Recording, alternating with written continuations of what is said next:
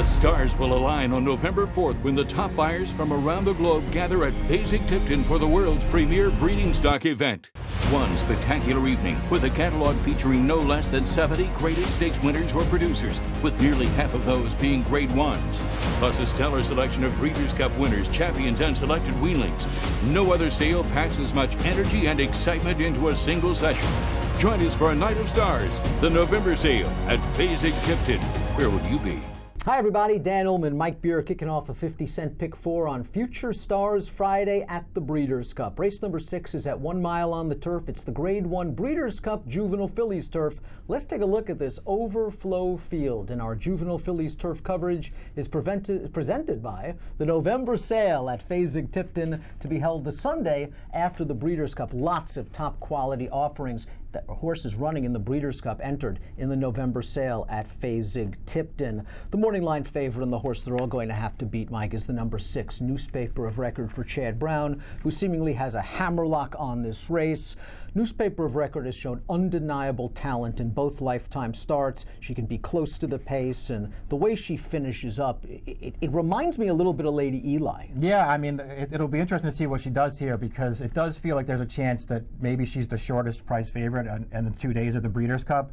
And I'm not so sure that she doesn't deserve to be, Dan. She's been very impressive. There's not much to add to what it looks like on paper with her first 2 races. Just really impressive in both of those. You mentioned Lady Eli, who won this race for Chad Brown a few years ago. She ran sort of in the same 2 races as this horse. She broke her maiden at Saratoga, and then she went to the Miss Grillo at Belmont Park, and she won both of those races. She ran buyers of 72 and 78. This horse has run buyers of 78 and 88 in her first 2 starts. She has been really impressive. And she explodes home. She doesn't need the lead, but she likes to be close, and that's always an asset going a mile on the turf at Churchill Downs. Let's take a look at the Timeform U.S. pace projector for this race. With several European runners, it's often difficult to come up with a pace projector, but the 6 Newspaper of Record, heck, if no one else wants the lead, Irad's going to probably take it. All right, she's going to be going forward from the start in this race for sure. Maybe she'll wind up just on the front, because it's not like, I mean, we'll see how it all develops. You have some unknowns with the Europeans, but there's not a ton of pace in this race. She's going to be up there close. She tracked a little bit in her debut when they went 50 to the half, and she went right to the front last time. Sitting second on the pace projector is the number 12 Summering, who was the beaten odds-on favorite last time out in the Surfer Girls Stakes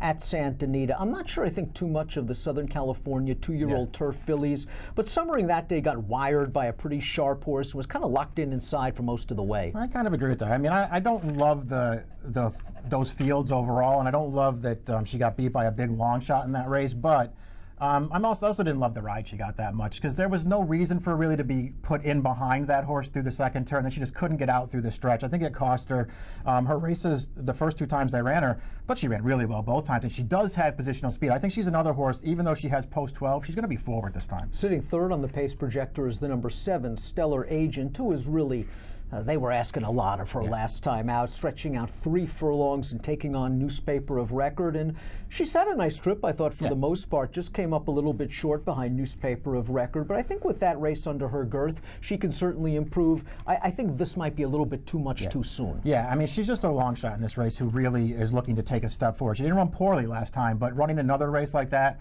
isn't going to get her much against this field. Like Newspaper of Record, the number 1 Concrete Rose is a perfect 2 for 2 in her career, and she got a beautiful ride, I thought, by Jose Lascano last time out in the Jessamine at Keeneland. Again, a big ask. Second lifetime start, stretching out 3 furlongs, and Jose broke really well with this filly, waited for the speed to clear, was able to save some ground, came out at just the right time in the stretch, and then she just ran over those horses in the lane. Breaking from this inside post, I foresee a similar trip. Yeah, she can get a good trip in this race, and that's going to be key to her chances in here, because she's another one. She has to improve to win this race, but I'm not so sure that she can't do it. If nothing else, and we'll see how much improvement she has in her. I like the way that she's finished in both of her races, and you know, having a good finish in these turf races is paramount to just about anything else, and she really runs through the wire. Varenka is still a maiden, but I thought she ran on at the end of the Miss Grillo to finish a well-beaten second behind Newspaper of Record. It was her first start with Lasix. I thought early in that race, Johnny V wanted to be a little bit closer, and she kind of got steadied and shuffled back a little bit on the backstretch, and that certainly didn't help with the trip Newspaper of Record got. Just coasting on the early lead. I like the way she finished, and I wouldn't be surprised if maybe she can get another minor award. Yeah, I could see using this horse underneath too, which should be a pretty big prize. I think she's run pretty well, especially in the 2 races that they stretched her out. She didn't win either one of them.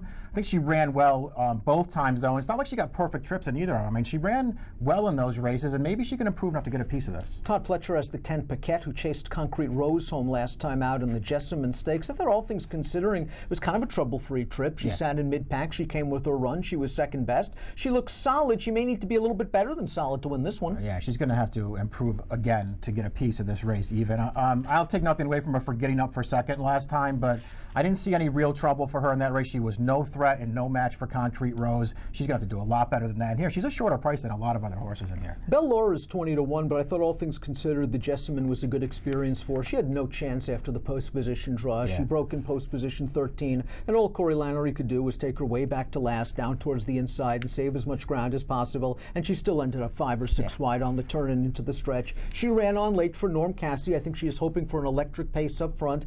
I think she can improve in here, but again, she needs sort of considerable improvement. Yeah, she needs to improve a lot. I liked the way that she was running on, though, last time. I think that was, as you say, it was a good learning experience for her. I think she can do better, and now that she's not stuck way on the outside, maybe she can sort of get herself into mid-pack this time and not have to come from so far out of it. Lady Prancelot exits that Surfer Girl Stake. She finished ahead of Summering that day. If you want to argue that she was compromised by the slow pace and the wire job by Lakerville, who came back to win a stake on the turf at Golden Gate with the 78 buyer, maybe you can upgrade her chances slightly, but her buyers are light. Yeah, her buyers are light. I do think, even though she outfinished Summering last time, I still think Summering's probably a better horse than she is, but she'll be sitting it out and trying to make a run. La Pelosa has already raced once in North America for Team Godolphin. That was in the Grade 1 Natalma Stakes, and boy, J.B. Spencer made all the right moves. It certainly helped that the pace was very, very fast, but Spencer was able to get down inside at a key moment, get out at a key moment, and La Pelosa then did the rest. But it was a race that kind of fell apart late, and La Pelosa benefited. Yeah, she got a perfect trip in that race. Not only was there a big setup with a fast pace in front of her, but Jamie Spencer, as you say, did everything right in there,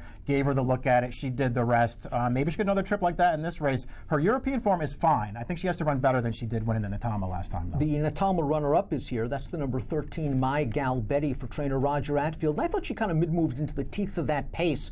My issue is she was getting real tired at the end, and it makes me wonder, despite her pedigree, and she's a daughter of Point of Entry, if at this point a 2-turn mile is what she's ready for. I agree. I think she was getting tired of that Natalma. It was a really fast pace. Maybe that's her excuse. I will say this.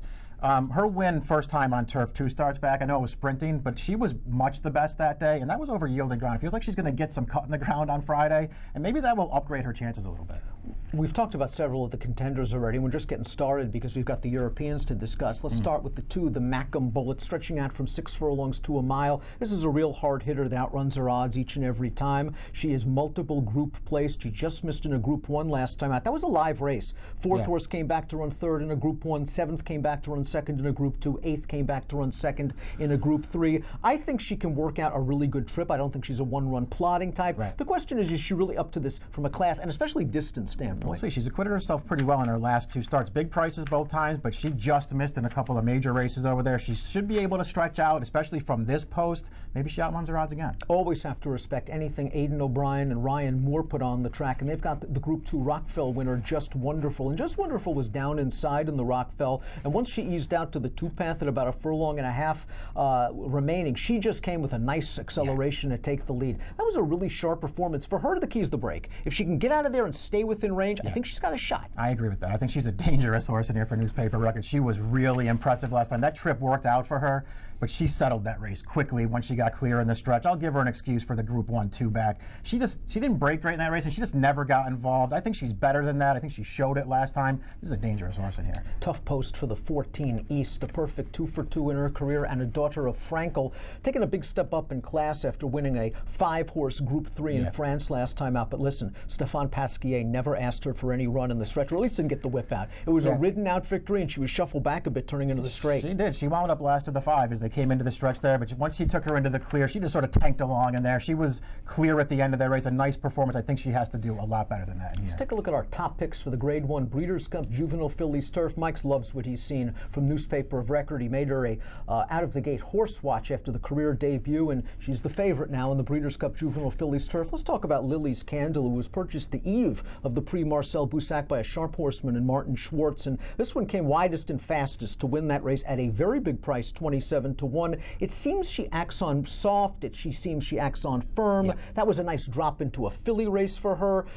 She's, though, needs like a little pace, I think. I think she's so, the kind of filly that might get outrun early, but I think she's got some kick. It's interesting. She ran really well last time, from last in that field to close it down at the end. I like the way she finished in there.